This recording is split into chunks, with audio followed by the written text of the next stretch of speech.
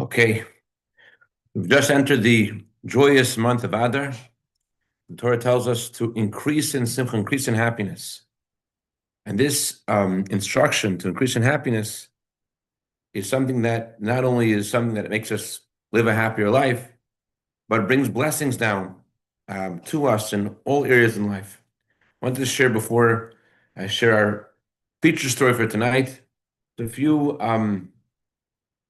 instructions that the Rebbe gave to individuals about the importance of being happy in the month of Adar.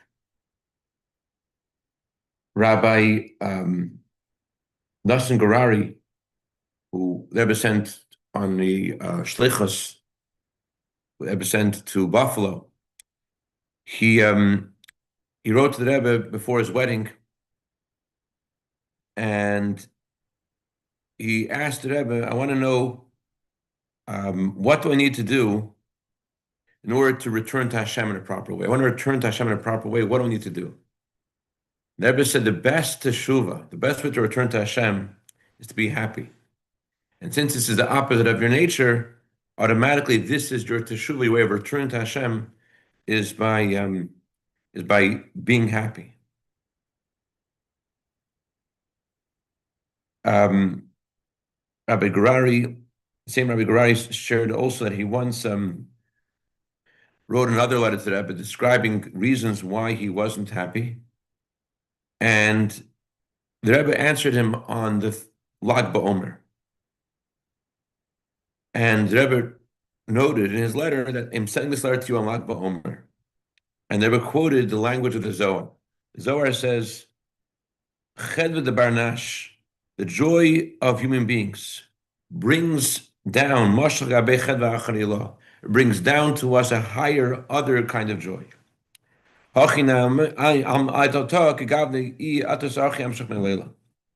a Jew is happy in this world, the Zohar says, he brings God's happiness upon him. So, and that's how it is in general in this world, in this lowest of worlds, that the way a Jew is inspired in this world, that's what he draws upon himself from on high. A similar thing, Rabbi Garari once wrote to the Rebbe that he wants to be connected to the Rebbe. And the Rebbe said the best connection and the happiest connection is to study Torah, the real parts of Torah, in the dimension of Torah. This is something that the Rebbe encouraged all kinds of people, all kinds of issues to add in joy, add in happiness, and as a means to bring down God's blessings. Rabbi Shimon Lazarov, the Rebbe's emissary to Texas, was once very sad as a yeshiva student. And yeshiva students at that time would have an opportunity once a year to visit the Rebbe, ask the Rebbe their questions. But if you had a question on another occasion, what could you do? So what he did was he wrote down all of his questions. And when the Rebbe entered 770, he waited by the door and he gave the Rebbe his note. He was very nervous, very upset, very under a lot of pressure. The Rebbe took his note. The Rebbe went into his room, left the room a little bit opened, and then the Rebbe returned. And the Rebbe said, "Shimon," he says, "Dvarim shel ma bekach, geh lernen und sei besimcha." Shimon, these matters are nothing. Go learn and be happy. On another occasion, in the 1980s, Rabbi Lazarov was already sent for years already to Texas, and because they had very difficult issue they were dealing with, he and his wife went to New York to meet someone that they thought they would be able to solve the issue that they were dealing with. And the guy asks Rabbi Lazarov's wife, "Did you write to the Rebbe about your problem?" And she said, "Yes." And he said, "Did the Rebbe answer you?" And she said, "No, not yet." So the guy says, "Well, listen, in the 50s, when Chabad was small, The Rebbe knew everyone by name, and the Rebbe would respond to everyone by name. But today, Lubavitch has grown into this big empire. Are you sure the Rebbe even knows who you are? And Rabbi Lazarus answered very, of course he knows who we are. But then he started thinking to himself, but why didn't the Rebbe answer me? Why didn't the Rebbe answer? As they were speaking, they suddenly got a message that the Rebbe was about to start a surprise gathering, a surprise Farbrengen. It was Farbrengen for those who had visited the Rebbe for that month of Tisha, the holiday season. And the Rebbe was making a Farbrengen to wish them well as they departed from New York. So Rabbi Lazarov said, usually when I would visit the Rebbe, I would wear my kapata, my Shabbos garments, but I just found out I ran there with my jacket and hat, and it was full of people. And as the Rebbe finished speaking and the people started to sing, I started thinking of the conversation I just had with this guy in Manhattan. And does Rebbe know who you are? And why doesn't he answer you? All of a sudden, while I'm submerged in these thoughts, I noticed that the Rebbe turned toward the area where I was standing and the Rebbe told someone else to say L'chaim. And I looked to the right and the left and trying to think who is Rebbe talking to until one of the Rebbe's secretaries says, Shimon, the Rebbe is talking to you. And the secretary gave me a small cup. The Rebbe said, no, a big cup. And then the Rebbe said out loud, L'chaim, l'chaim, l'vracha, to life, and to blessing. Varfa vektim marashchera. Throw away all the negativity. B'simcha v'tuleva, with joy and gladness of heart, l'chaim, l'vracha. So he was shocked because the Rebbe, sensed all of his worries, all of his thoughts. And the Rebbe was telling him to throw it away. The next day, he got an answer from the Rebbe in detail, exactly what he needs to do, who to turn to, what to do, and what not to do.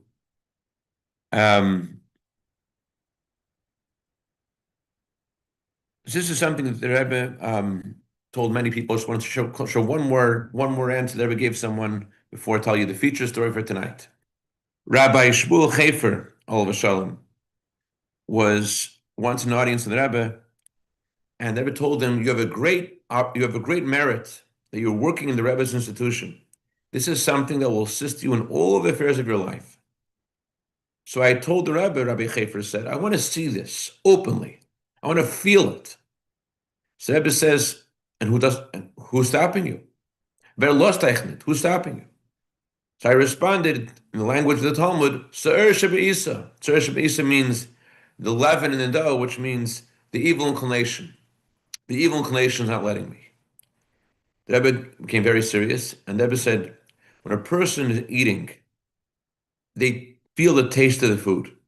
But when you're thinking about something deep, then you forget about the taste in the food. You don't feel the taste in your palate. Although you still have the taste in your palate, you don't sense it as much. Conversely, if you're not so concentrating so much, then you feel more the taste of what you're eating. So too, Rebbe was saying how if to think about and if you sense the great fortune you have in working in the Rebbe's institution, that will give you a sense of joy that will outweigh the other kinds of feelings. And they concluded with these words: "Ir darf sein besimcha b'yom ha'ma'unon azei v'azun shainin dikra tag." You have to be as happy on a cloudy day as you are on a sunny day. Okay, now for our featured story. This is an incredible story. I was actually looking for the story for years. I heard about the story, and I wanted to share it, and I just found the story in print, and it's an unbelievable story. It's a story that will take you somewhere. Let's go. There's a Jew named Yehuda ben Shushan, who was originally from Meknes, Morocco, and he said he grew up in a family that was very traditional. His father would always share stories about tzaddikim, and one strong memory he had, when he was a child, was the Passover Seder. His parents were his father was in the tobacco business, and his father was one of the richest Jews then in Meknes, in Morocco. And for the Passover Seder, they had 100 people at the Seder. And he said, my father once shared the Passover Seder, just to give you an idea of the kind of home I grew up in. My father shared with all the 100 guests the story of Hannah and her seven sons. The famous story in the time of Hanukkah, how Hannah brought her seven sons. She was summoned before the king, Antiochus, and Antiochus killed all of her sons in front of her because they refused to bow down to Antiochus. And when my father was gifted with his oratory skills, the way he presented the story, that you felt that you were there, my father burst out crying. And he says, whenever I think about on Yom Kippur, we say Shema Yisrael, you're supposed to have in mind, you're ready to give your life for Hashem. I think about that. I think about my father, think about that moment. So growing up in Morocco, I went to because my family was so connected to Judaism. I went to Keter Torah, more religious school. Unlike my friends, I went to a less religious school. And when I was 16 years old, I was already invited by my father to join the business, although I was successful learning. But my father wanted me to join the business. I joined the business. And because of my engagement in the business, and I didn't really finish school, my religious observance waned a little bit. It was more traditional. And at that time, the Rebbe had sent Rabbi Michal Lipsker to Morocco. Rabbi Lipsker set up many, many schools in Morocco. And he also set up this program called Tiferes Bachurim. Tiferes Bachurim was an opportunity for people who had already graduated school to come in the evenings to study Torah. They studied Tanya, they studied the Code of Jewish Law. And Rabbi Mr. Ben Shoshan says, I remember especially on Shabbos afternoons, we would gather together with the students of the school, and we would sing songs together. And Rabbi Lipsker would say stories to us. And after Shabbos, we'd have Melaveh Malka, we would have a meal together, and he would share stories and stories and stories. And I remember how special that was. Anyways, he got married at the age of 24, and he is living, unfortunately, with his wife for 10 years without children. They'd gone to the best doctors. They had the money to go around the world to look for different medical treatments. But after 10 years of marriage, they still have not been blessed with children. They basically gave up on having children after these 10 years of all these different efforts. So I went at the time. I was in Paris on business, and I met a friend of mine who was in incredible happy spirits. He was jubilant. He said, I asked my friend, why are you so excited? What happened? He said, my son has been married for 10 years, and he didn't have a baby for 10 years, but now, Baruch Hashem, my son has a baby. I'm so excited and so happy. So I was, at first I was happy to hear about his son had good news, but as the conversation continued, I just broke out crying.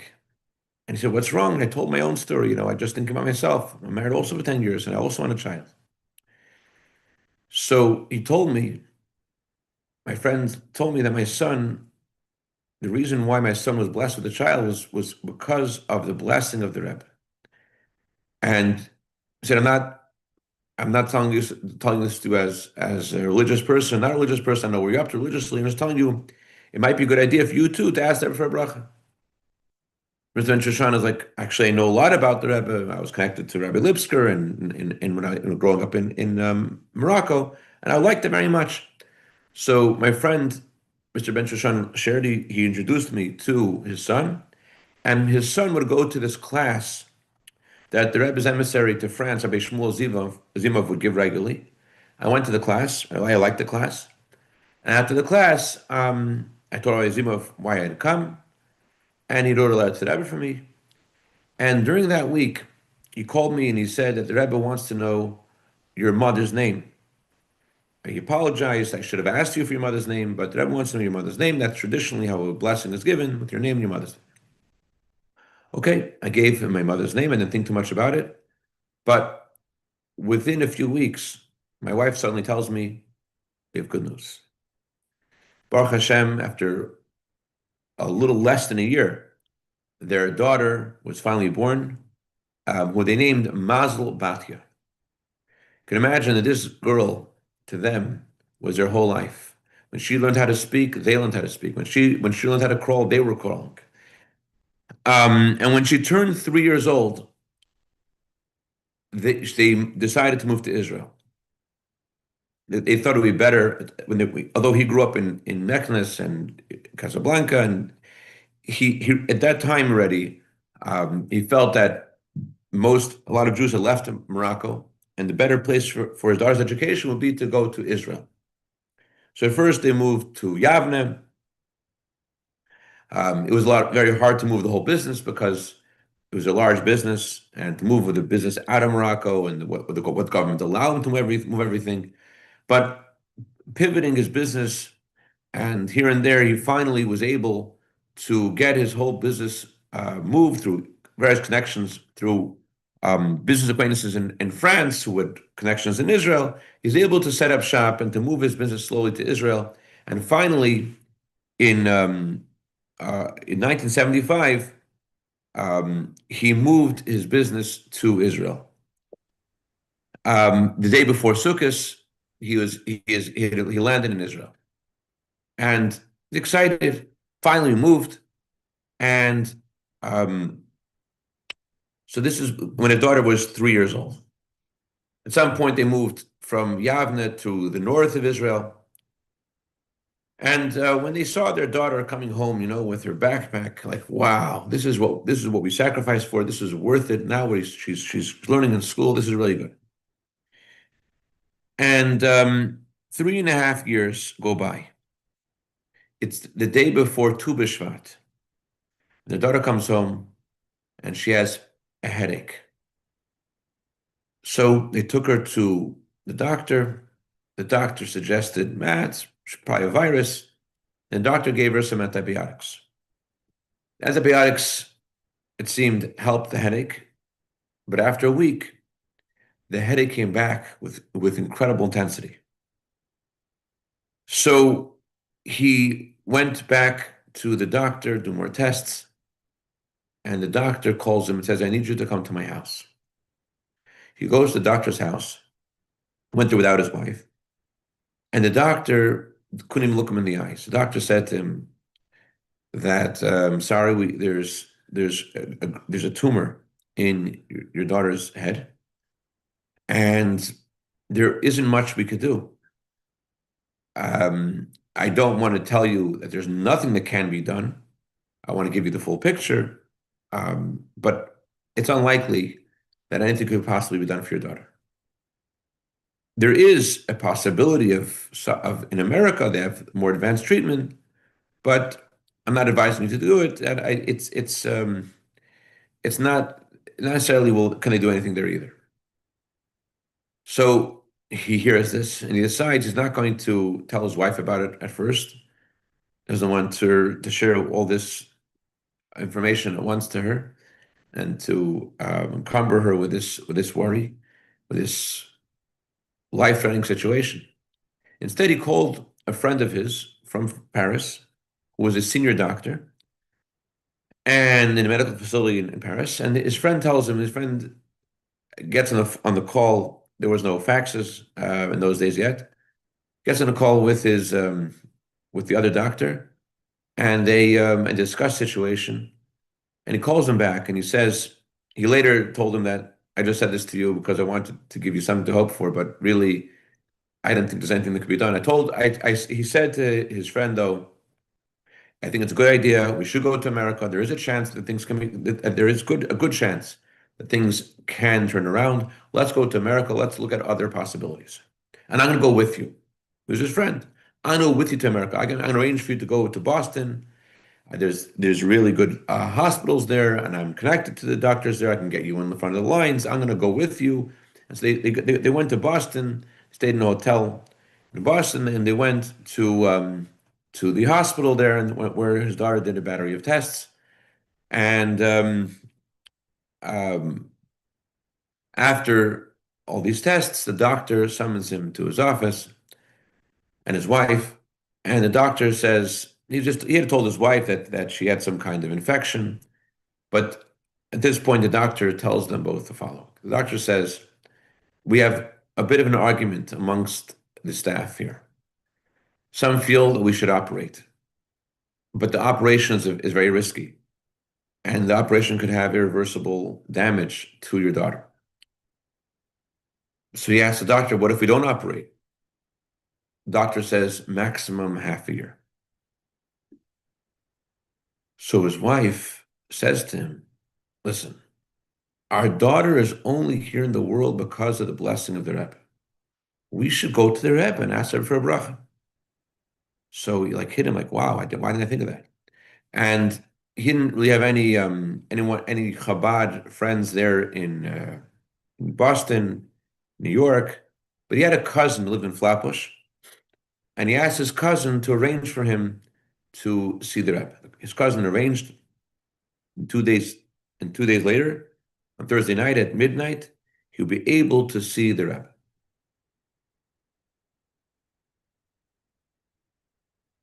He enters the Rebbe's room, and because of what's going on, he's so upset, he just breaks down crying. Um, no one understands the way of a tzaddik. A tzaddik is beyond their understanding, but based upon um, the stories I shared before and the power of joy, I think that we could get some picture to why the Rebbe reacted so strongly to his tears. The Rebbe said to him, "When Adar enters, we are to increase in joy, and you are bringing the opposite of joy. Who allow you to bring the opposite of joy into this room?" So he is like completely astonished, and he says to the Rebbe, "My daughter's life is at stake here." And the Rebbe responded, "Is that how you're going to cure your daughter with the opposite, bring the opposite of joy here to this room?" By now he realizes that the Rebbe is very serious. And he tells the Rebbe, "I'm ready to be happy, but tell me how. Tell me how am I supposed to be happy now? What am I supposed to do? What do you even want? Like, how am I supposed to be happy?" So the Rebbe said that the month of Adar is a joyous month because everything in the month of Adar turns from is turned around. And with that, the Rebbe moved his hands very strongly, and the Rebbe said, and the Rebbe almost screamed, "Everything is transformed. Everything's turned around. Mishapich, and everything's turned around." So that's what Rebbe said to him. Okay, so he gets this message from the Rebbe. The Rebbe makes this movement with his right hands towards the left and telling him in French, "Transformed. Everything is transformed." And then the Rebbe looked at him and said to him, "May we hear good news." He says, "I don't remember if I walked out of the room or if the secretary had to pull me out of the room, but I just remember finding myself outside the Rebbe's room, completely shocked. And then I recall that I forgot the main thing. The Rebbe didn't answer the question in my letter. Should I do the operation or not do the operation? What what treatment should we do?"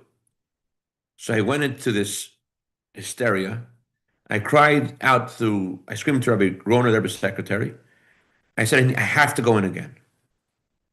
Rabbi Groner says, "There's no chance.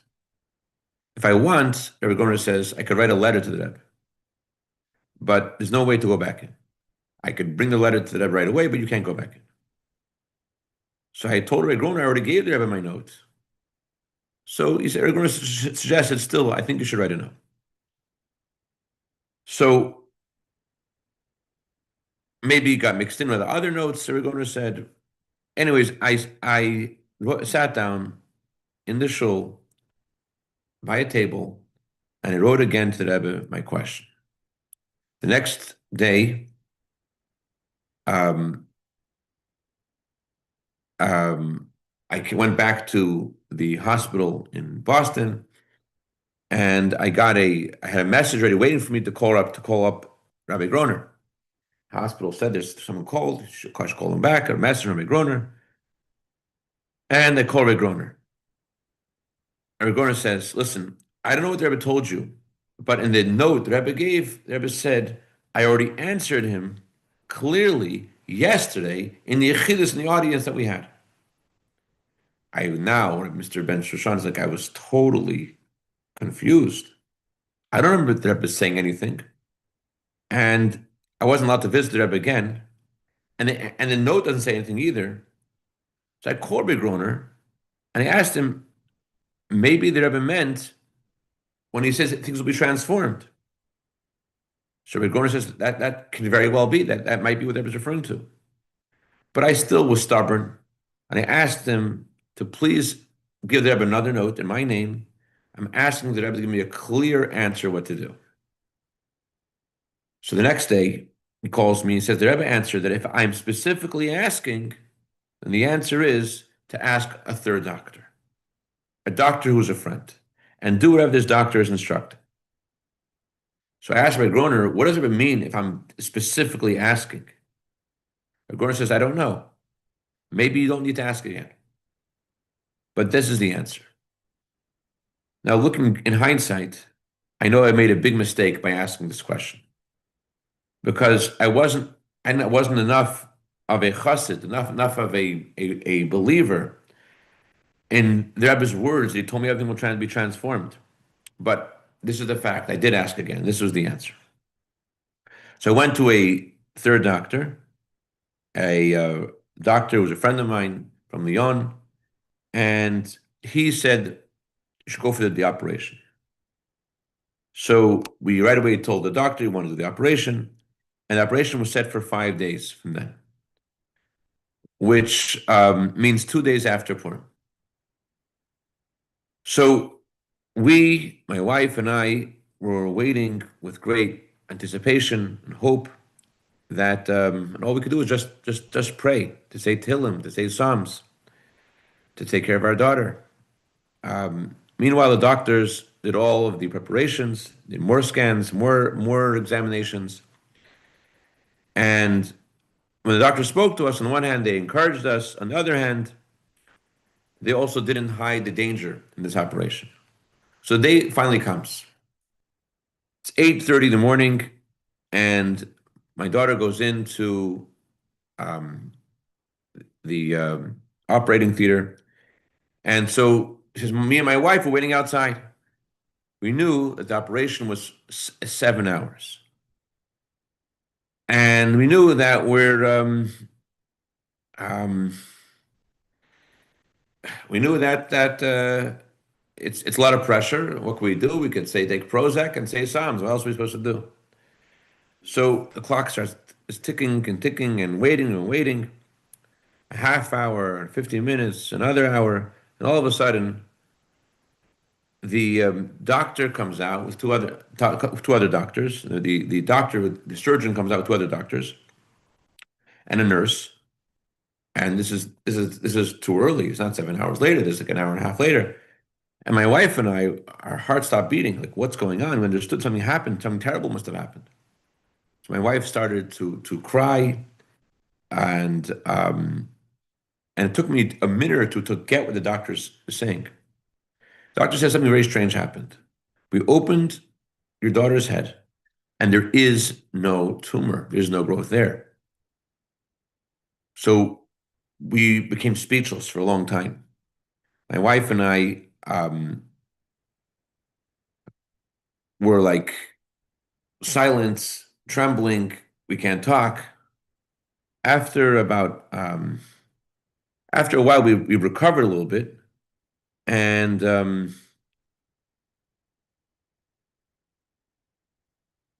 they told us so emotionally, it's so amazing. It's gone. We don't know.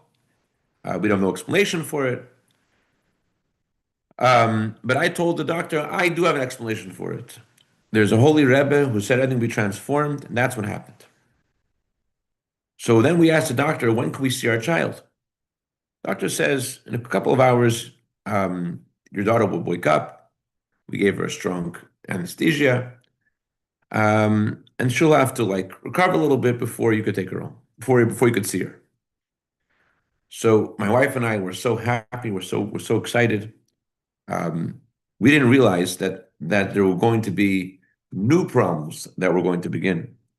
We didn't imagine what was going to happen that day. We didn't realize that the hardest days were yet to come.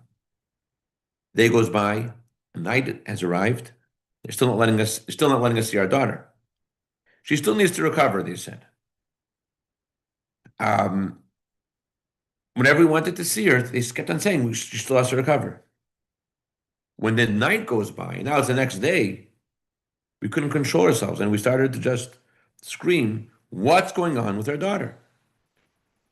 So finally, the surgeon says, "Listen, there's a problem. Your daughter has not yet come back to her full, um, uh, come back to herself." I asked the doctor, "Is it because of the surgery?" The doctor says it's very possible. How long will it take? I asked the doctor. The doctor says, "We don't know." The doctor says, "We don't know. Maybe a day, maybe 2 days. Maybe this is maybe this is something which can never be. Maybe she can never recover." So this was really too much for my wife and I to handle. I'm going on the first plane to the Rebbe, and he tells his wife, "And you stay with our daughter." 4 hours later, I'm in New York.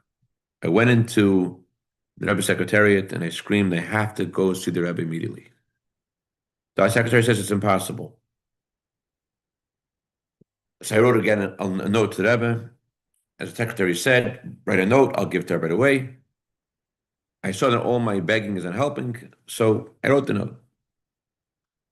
And I wrote to the Rebbe, we saw the Rebbe's miracle. Why do we have this decree against us? We saw that the Rebbe gave this blessing, this miracle. Why is this new decree upon us? And I told the secretariat, I'm not leaving the Rebbe's office until I get an answer and a blessing from the Rebbe. 5 minutes later, secretary says I have an answer from the Rebbe. The Rebbe said this: Azkir alatzin refuah shlemi v'asher teiv. I will mention you for prayer at the graveside of my father-in-law for a complete recovery, and you should share good news, and it should be fulfilled upon you the words of the Megillah. The Megillah it says, the month that was transformed from um, agony to joy, from Yogan to Simcha, and the Jewish people received all that Mordechai wrote for them. V'kibel as Ashkel Etzin Refuah Shlema Yivasru Toiv V'yukuyim Behem Echodesh Nepachem Yim Yogna Simcha V'kabel as Ashkasa Mordechai Lem. They should receive what Mordechai wrote for them. So before I went back to the airport, I called the hospital to tell my wife. She wasn't in the room, and I had to wait for 15 minutes till I found her. But before I could say anything, she told me very emotionally, crying, 15 minutes ago, she woke up, come right away. The miracle happened. It still wasn't complete. My daughter didn't completely recover, but there was something. There was a shift. Something dramatic had happened. She had woken.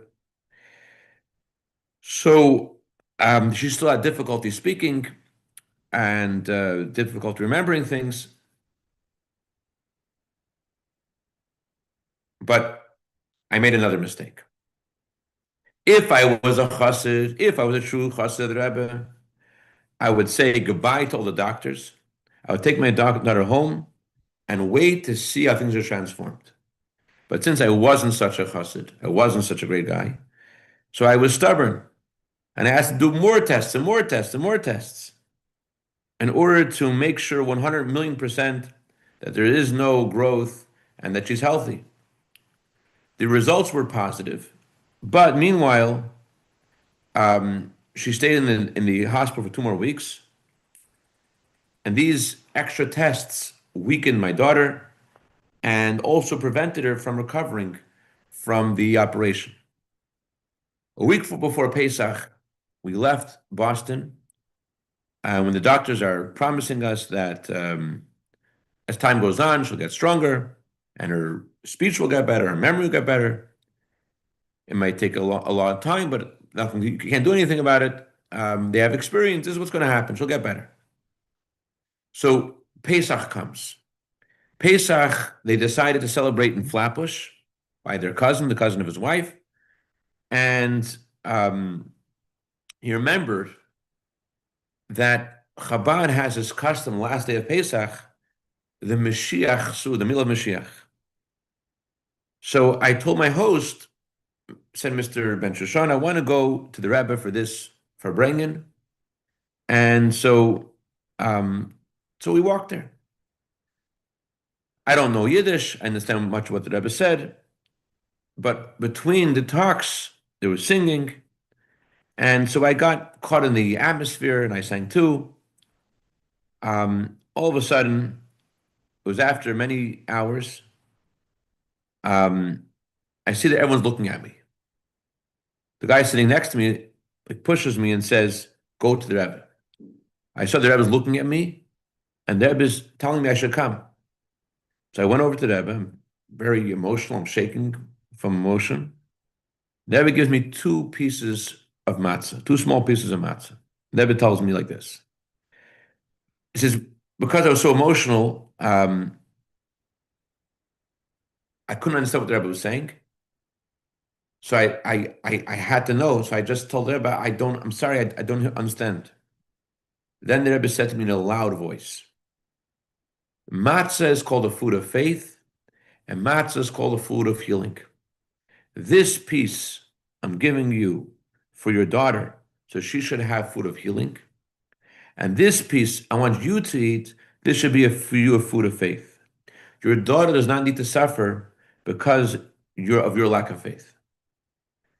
You can imagine I was so emotional and so hearing this from the Rebbe.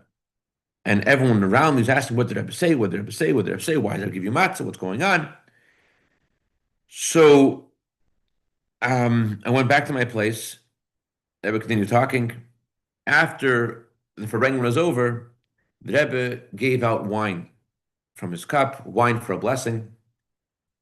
And when I found out what was going on, I also joined the line. I also wanted to get wine from the Rebbe for a blessing.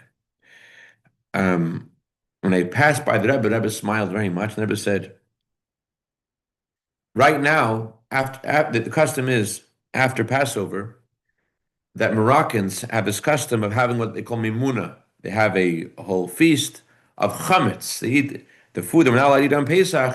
They eat after Pesach, and they have this celebration called mimuna. Rebbe says the Moroccan Jews now have mimuna. Mimuna means a day of emuna, a day of faith. And next week, the week after Passover, begins the month of healing. The month of Iyar is called the month of healing because Iyar stands for the words, I am Hashem who heals you. This, you should strengthen your faith and your daughter should have a recovery. But as I said before, the recovery of your daughter doesn't need to wait for you to strengthen your faith. It could be transformed that before the healing of the month of Iyar, and then the faith of the month of Nisan. In other words, I was saying your daughter, although healing is associated with the next month, and Passover is associated with faith, that was saying we could have the opposite order. Your daughter could recover first, which is something associated with the month of Iyar, and then you could have your faith can come later. We don't have to wait for you to have faith for your daughter to get better. So Mr. Yehuda Ben Shoshan says, I don't know what happened first, my faith or my daughter's healing, but certainly no one will be surprised if I will tell you that from that night, that very night, All my daughter's difficulties in speech and in memory went away. And Baruch Hashem, today my daughter is married. I have three grandchildren, and one of them is Menachem Mendel. And every year on the night after Pesach, on the Mamuna, we celebrate the refuah and we celebrate the emunah. We celebrate the recovery and we celebrate our faith. Anyways, this is a story, and Mr. Ben Shushan concludes. All of us, our whole family, we believe in the Rebbe. We believe in the coming Mashiach, and very soon you'll see the Rebbe, and all the Jewish people will see how all the negativity of the exile will be transformed to good, and even after Pishes Hameah, we wait a long time, but it's happening. We're going to see how it's all transformed to good. We see it happened. Mamish tonight, because of Mamish. A good